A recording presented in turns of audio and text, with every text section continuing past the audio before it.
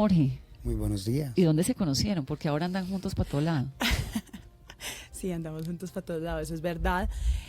Bueno, nos conocimos por medio de Juan Pablo Escobar. Hace ya unos meses, pues yo conocí a Juan Pablo hace... Juan Pablo es el hijo de Pablo Escobar. El hijo es exactamente. El marroquín, ¿no? Porque Sebastián nombre, Marroquín, exacto. Con Sebas, yo conocí a Sebas hace 2 años y pues bueno, también empezamos una muy bonita amistad. Y ahora, hace un par de meses, con un proyecto que teníamos Juan Pablo y yo, porque estuvimos la semana pasada, nos invitaron unas fundaciones a México para hablar exactamente de eso, de perdón, paz y reconciliación. Y ahí pues yo sé que Jorge ya lleva una amistad hace un tiempo con él. Y bueno, Juan fue el que nos presentó y hoy en día también somos un trío de amigos luchando por la paz en el país. Es un trío de amigos que de una u otra forma pues fueron víctimas del narcotráfico de sus padres, ¿no? En el caso de ustedes dos y de lo que hizo la mafia con Rodrigo Lara Bonilla. Jorge nunca entró a la política, no lo habíamos visto.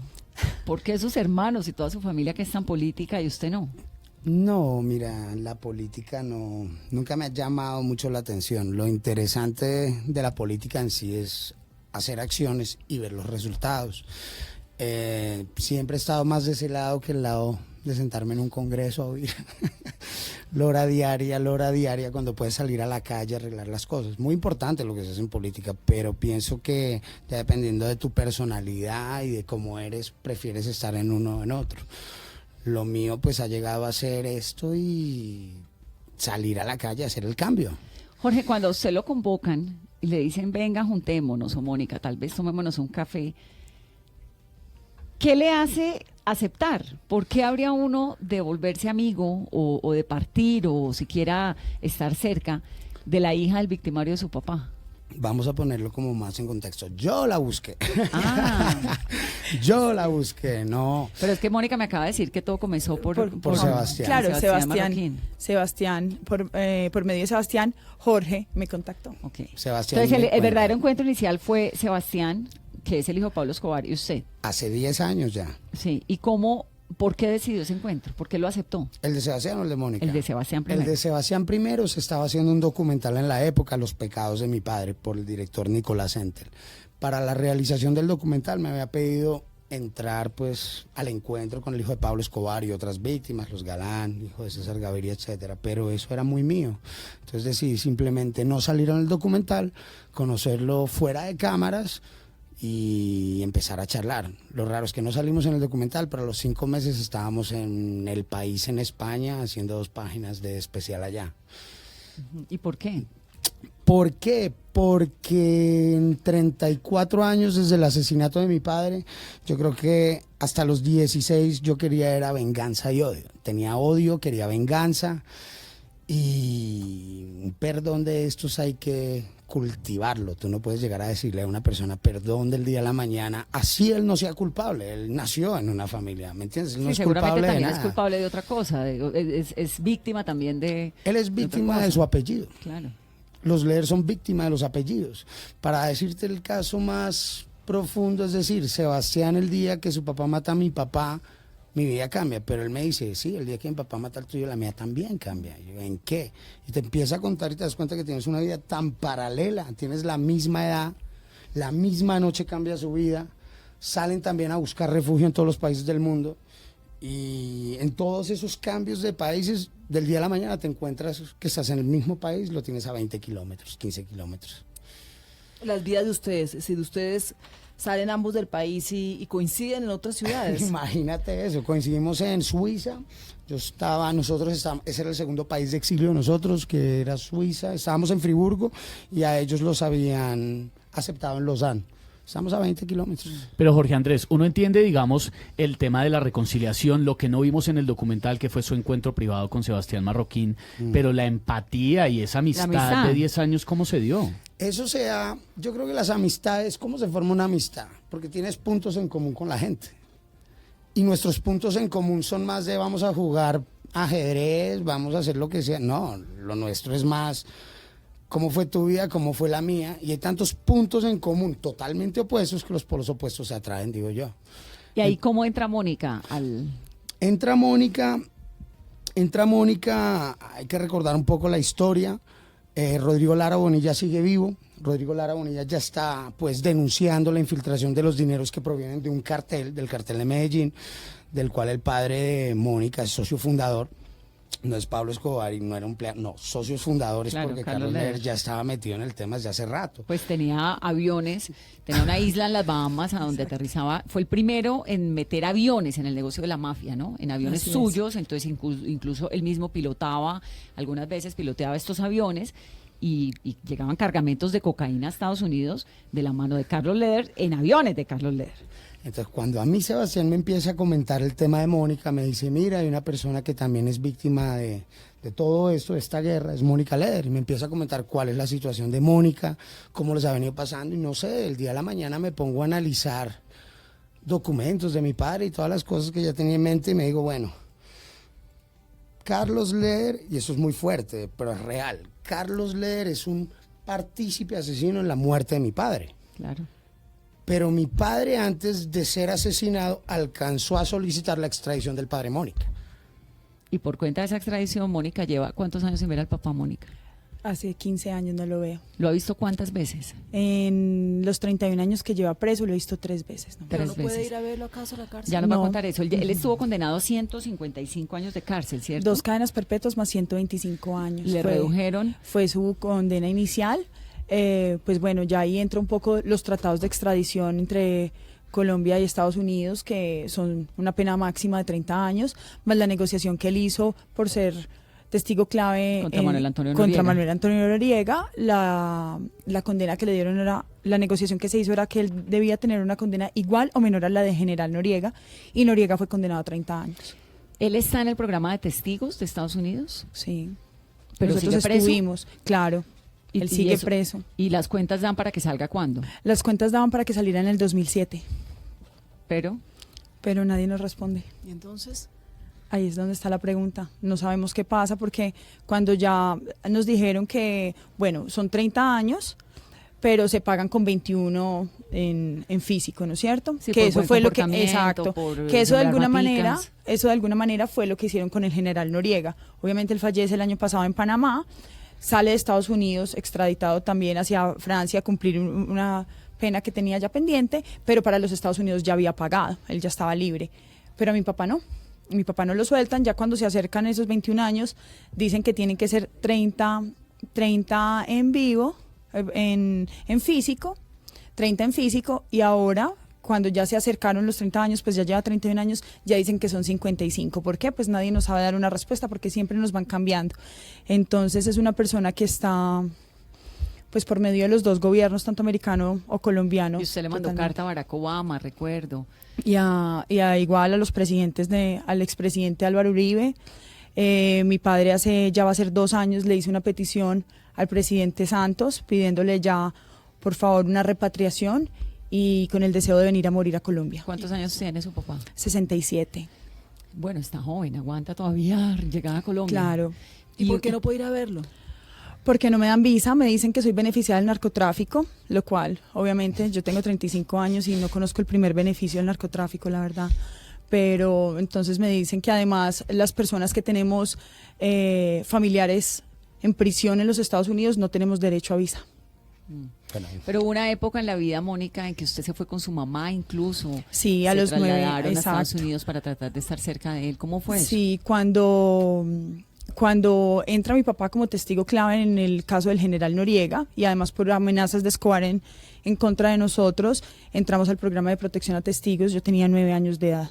Entonces allí estuve en Estados Unidos alrededor de 4 años, donde obviamente las promesas de entrar a este programa era pues tener más acceso a mi padre, poder compartir con él, verlo constantemente, que íbamos todas a ser pues como una familia común y corriente, pero en medio de un programa de protección a testigos, lo cual la verdad esto tampoco nos cumplieron. Ahí puedo decir que conozco a mi padre por primera vez cuando tengo 10 años en una cárcel en los Estados Unidos. Solo estando en el programa solo lo pude ver una vez. Ya luego renunciamos al programa cuando ya tenía 12 años, casi 13. ¿Por qué renuncian? Porque no nos estaban cumpliendo con lo prometido. No nos estaban cumpliendo con la posibilidad de verlo, de tenerlo cerca. Y pues por eso se tomó la decisión de renunciar. Además, en ese momento ya de alguna manera pues Escobar estaba muerto, entonces pensábamos que volver a Colombia no era Un riesgo. no era ya tan riesgoso como estábamos antes. Y además nos prometieron, pues al hablar de renunciar al programa, nos dijeron que íbamos a tener, que si regresamos, que no había ningún problema, que íbamos a tener visa constantemente. Esa era como la última negociación, lo cual obviamente con eso tampoco nos cumplieron. Entonces, ya cuando renunciamos al programa, antes de venir a Colombia, pudimos verlo por última vez. Eso fue a mis 12 años y eso fue en 1995 y esa fue la última vez que mi madre también tuvo acceso a mi papá. Desde esa edad, desde los 12 años hasta ahora, ¿usted se ha enterado de su papá? ¿Hablan? ¿Están en comunicación? Sí, pues nosotros nos comunicamos por medio de correo tradicional, lo cual obviamente... ¿Carta, papel? Carta, papel, o ¿Llamadas? escribe a mano o en máquina de escribir porque él no tiene acceso a computadores ni a celulares, nada de esto. Él ¿Y no teléfono? tiene. Teléfono, sí, también, pero es muy esporádico, como a veces me puede llamar en una semana varias veces, puedo pasar, es más, hoy en día llevo 6 años sin escuchar la voz de mi padre. ¿Por qué extraña a un papá que nunca ha tenido? Sí, es como raro, la gente le parece extraño, pero lo que pasa es que no lo he tenido físicamente, pero emocionalmente siempre he estado ahí. Mi papá ha sido parte de mi vida. Eso se lo debo gracias a mi mamá, que desde muy pequeña me inculcó el amor y el respeto hacia él. Y pues la verdad, él siempre también en los pocos momentos que ha podido comunicarse conmigo a través de sus cartas, desde muy pequeña, siempre también me ha demostrado ese amor. En las pocas veces o en las llamadas que hemos podido tener a través de estos 31 años, siempre ha cumplido un papel de papá desde el exilio, pero de papá, sí, una comunicación normal, donde me exige obviamente en el colegio unas buenas notas, un buen comportamiento como ser humano. Como cualquier papá. Como cualquier papá. Mónica, ¿cómo fue, si la recuerda, esa conversación a los 10 años del primer encuentro? Bueno, eso fue... Estábamos, además, nos trasladaron porque estábamos en un edificio de la DEA, en una pequeña habitación. ¿Eso era por allá en Minnesota? En Sandston, Minnesota fue la última vez que lo vi, pero siempre, a él más o menos cada 2, 3 años lo están trasladando. Entonces en esa vez fue hacia la Florida que nos trasladaron y bueno, esperándolo con muchas ansias para conocerlo. He tenido de alguna manera en medio de todo esto la fortuna que lo he podido tener cerca, no por medio de un vidrio como a veces se podían tocar, sí, nos podíamos tocar, abrazar, pero abrazó. pues eso, un primer abrazo inicial y nada más porque no podemos tener mucho contacto, solo es los tres, porque esa vez obviamente estaba con mi madre, éramos cogidos de la mano todo el rato, sentados en un sofá y ya siempre... ¿Qué le decía? Pues nada, la verdad él estaba como más conmovido que nosotros, muy en shock además de vernos ahí. Y pues ya muy aterrado de ver a su niña grande, pues me había dejado cuando tenía, la última vez que me había visto tenía 2 años, ahí ya tenía 10, entonces, pero muy feliz, me abrazó, pues él ahí mismo me dice como mi pelucita, llegaste hasta acá. Entonces, es de verdad un momento muy mágico, donde las palabras a veces sobran. Sí. ¿Cómo se reconcilia usted con un padre que ha hecho o que le hizo un daño tan grande al país? Bueno, lo que pasa es que la verdad yo nunca he juzgado a mi papá.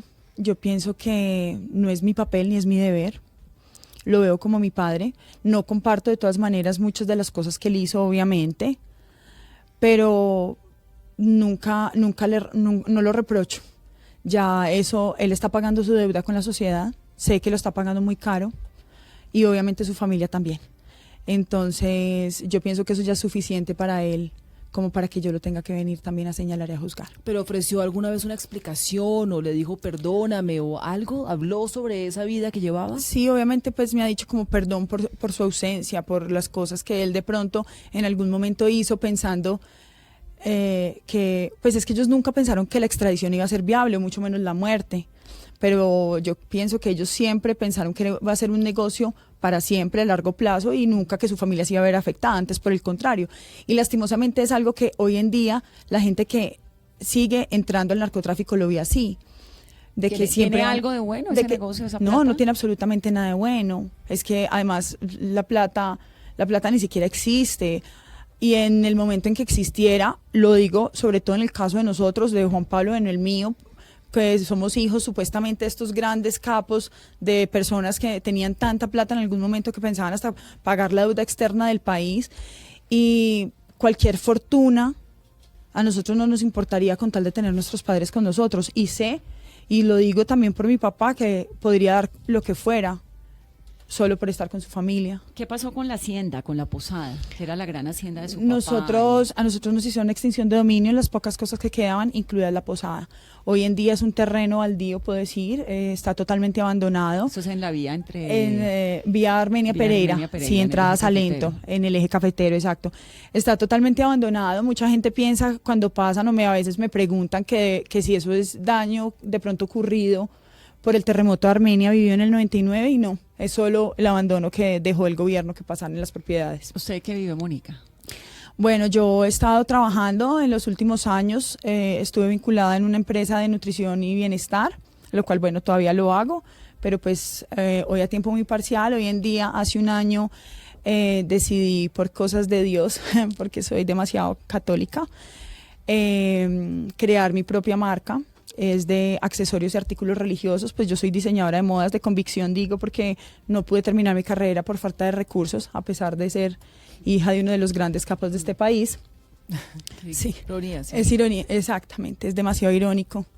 Entonces, pero esa es la realidad del narcotráfico.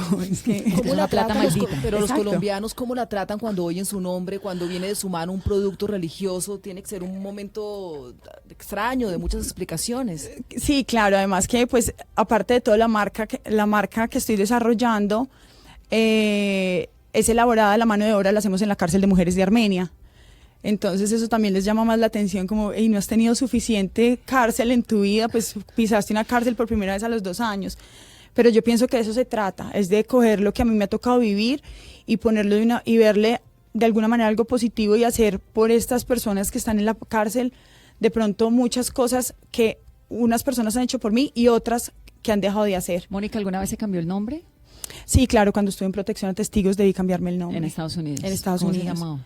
Me cambiaron solo el apellido, me llamaba Mónica Salazar, me dejaron conservar el nombre, gracias a Dios, porque pues era una niña y la idea de todas maneras, nosotros siempre pensamos en volver a Colombia, entonces yo decía, no, pues 2 nombres me parece demasiado complicado, pero sí, solo el apellido. Hay quienes dicen, bueno, sobre el mundo de su papá hay una cantidad de mitos. Sí, claro. Uno es que trajo los Rolling Stones a Colombia Ay, en no, algún eso es momento. mentira. Que los tuvo la historia sería que en Cayo Norman Y que los habría había tenido y los habría tenido retenido durante unos Secuestrados, días. yo vi eso, Pues no, que eso los es falso. les hicieron una invitación inicial, Y que no los dejaron ir. pero que después no los dejaron ir y que los estuvieron Ay, tocando no. varios días. Hay una crónica incluso en Las 2 orillas de Iván Gallo que cuenta toda la historia a finales de ¿Eso los es 70. verdad o no? No, eso es mentira, ni tampoco John Lennon estuvo en Armenia, ni Yoko Ono, siempre, pero son este tipo de mitos y además hay gente que dice, es que yo los vi, yo estoy allá.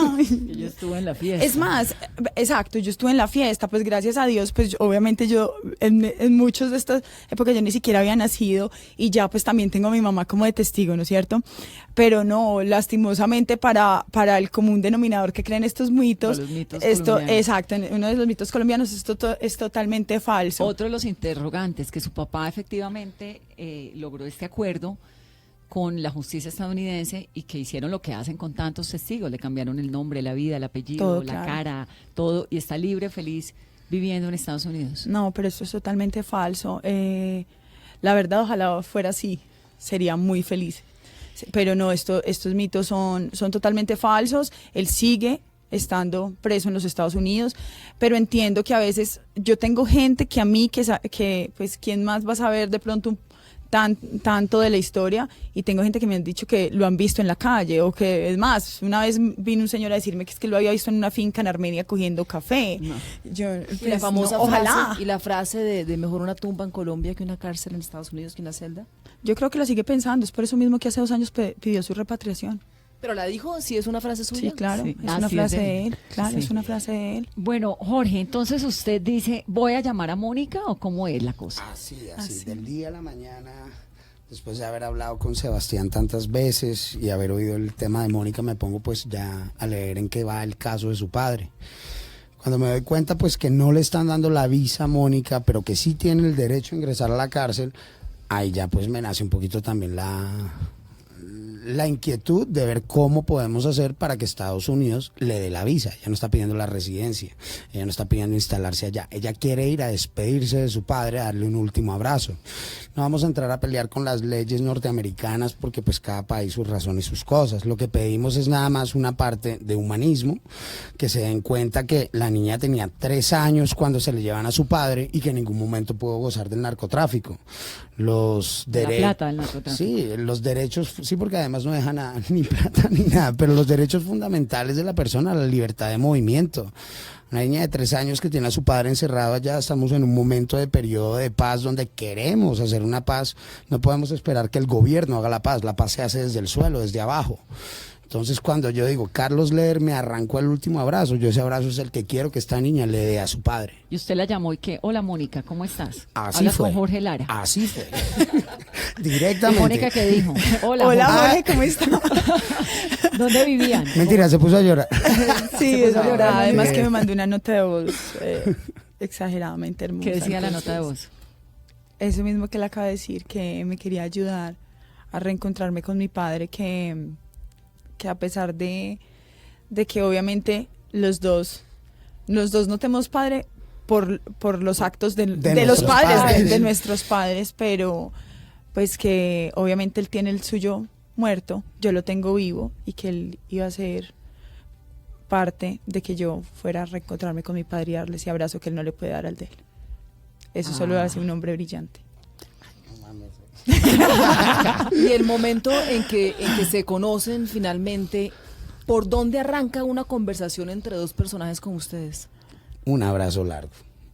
Un abrazo largo un abrazo largo dice todo, y el abrazo lo dijo todo. Ya habíamos hablado varias veces, pero sí, el encuentro ya visual, físico, es un tema porque tú comunicas mucho, pero con un abrazo dices más. Es increíble. Y a partir de ahí ya es como si no hubiesen pasado todos estos años sin conocernos. Y me doy cuenta que con Sebastián es la misma cosa. Estamos como tan dolidos, tan heridos por toda parte que uno perdió todo. Ya le perdió hasta miedo al miedo y se fía más desde los sentimientos que llegan. Y Pero usted, Jorge, ¿cómo hace para tener ese teflón en un país de resentimientos en donde uno ve que la gente no perdona? Mira, lo que estás diciendo es bastante interesante porque son 10 años que llevo hablando con Sebastián. 10.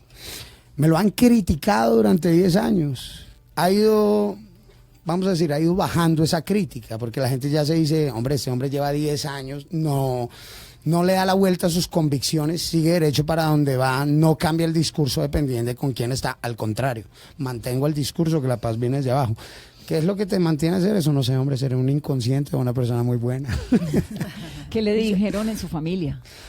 Pues mira que los casos, las maneras de recibir esa información son muy diferentes dependiendo de la persona. Nosotros somos una familia pues que hace 34 años asesinan al padre delante de nosotros, un abandono porque nunca llega a casa, el segundo abandono es que te sacan del país porque te tienen que sacar, porque Escobar y se matan al ministro, a la viuda y a los huérfanos, porque si no los huérfanos el día de mañana vienen y me matan a mí y a mis hijos. Qué horror.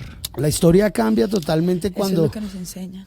Cuando tú te matan a dices, Escobar. matan a Escobar, yo le llego a mi mamá a celebrarle, mamá, ven, hay fiestas, mataron a Escobar. La primera respuesta de mi madre, usted no es hijo de ningún asesino, yo a usted no lo eduqué así, va, guarda esa botella donde la trae, y no quiero que usted me venga a decir que vamos a celebrar la muerte de Escobar. Ese señor lo tenían que arrestar y juzgar. Usted no es ningún asesino para juzgar, para alegrarse de la muerte de ese hombre. ¿Cuántos años? 16. Qué lección tan grande, ¿no? Pues muy fuerte porque ahí vienen después muchos años de maduración sobre el tema y terminamos finalmente, pues sí, aceptando la realidad. ¿Y la realidad cuál es? Son víctimas. Yo creo que la historia de Mónica es víctima, la de Sebastián es víctima. Jorge, ¿cómo ven ahora este país que está en un momento tan crucial de las elecciones, que hay unas posibilidades muy altas de que todo lo que se ha ganado con el proceso de paz, que es básicamente, pues no el fin de una guerra, pero sí el fin de tanta muerte cotidiana, se han salvado un montón de víctimas? ¿Cómo ven este país como tan roto, no? Que uno lo ve y dice, si pudieron ustedes recomponerse y curar un poquito el corazón y hoy en día estar el uno al lado del otro, ¿cómo ven este país con esos vacíos tan grandes que tiene adentro? Mira, un proceso de paz no es en un día, un proceso de paz pienso que tiene que pasar sobre todo por la juventud. Por la juventud, ¿por qué? Porque ya el político corrupto, la persona que está con intereses para tener una nación guerrera, no lo vas a sacar con una charla diciendo yo perdoné al hijo de Escobar o a Mónica, no. Ahí está muy fregado. En cambio, si el cambio, valga a hacer la redundancia, lo empezamos a generar desde cosas tan pequeñas como estas. Nosotros llegamos a hacer charlas y nos damos cuenta que llegan llorando los pelados diciendo, es que tengo un problema de narcotráfico en mi casa muy grande y no sé a quién hablarle. Como, bueno, cuéntame, ¿qué es lo que te pasa? Ahí estás generando un cambio. Estás hablando con una niña de 8 años, 10, 12 años que te viene y dice, no sé con quién hablar de eso, ustedes están hablando de esto. Ahí empiezas el cambio. El cambio empieza ahí. Estamos en un momento de elecciones, verídico. Hay una sola cosa que me da tristeza, pero tristeza al fondo del corazón. Ningún candidato colombiano ha venido a plasmar la realidad del problema colombiano en su propuesta. El narcotráfico en Colombia lleva más de 40 años permeabilizando todas las esferas de la sociedad. Lo que decía Lara Bonilla hace 40 años es lo que está pasando hoy en día. Oigamos sus discursos, es la crónica de un presente anunciado.